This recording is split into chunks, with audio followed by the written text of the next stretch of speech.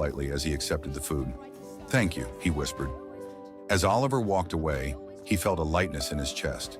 It wasn't much, but it was something.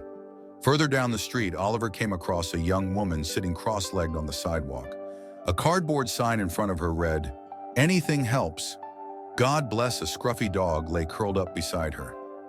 "Hey there," Oliver said, crouching down to her level. "This is for you." He handed her a blanket and a small bag of snacks.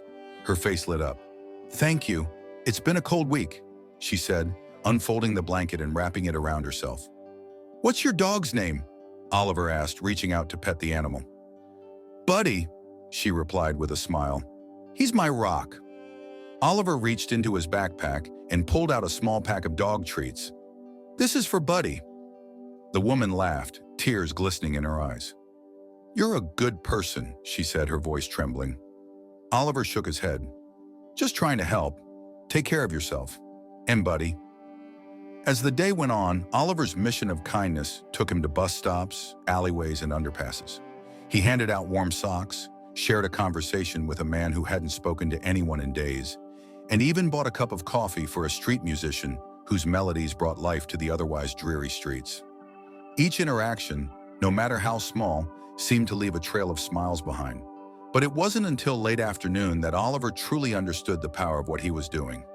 He was walking down a quieter street when he saw a group of teenagers standing in a circle, laughing loudly. In the center, a man with a torn jacket was trying to shuffle away, looking visibly uncomfortable. "Hey!" Oliver called out, his voice firm but calm. "What's going on here?" The teenagers looked at him, startled. One of them muttered, "Nothing, man," before they all shuffled away. Oliver approached the man, who looked shaken. "Are you okay?" he asked. The man nodded hesitantly. "I'm fine.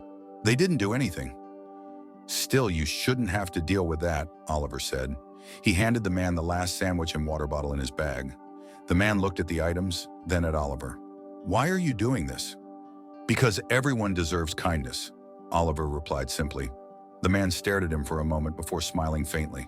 "Thank you," he said, his voice steady. As the sun began to set, Oliver made his way back home. His backpack was empty, but his heart was full. Later that evening, as he scrolled through his phone, he came across a post on a local community page. It was a picture of him handing the blanket to the young woman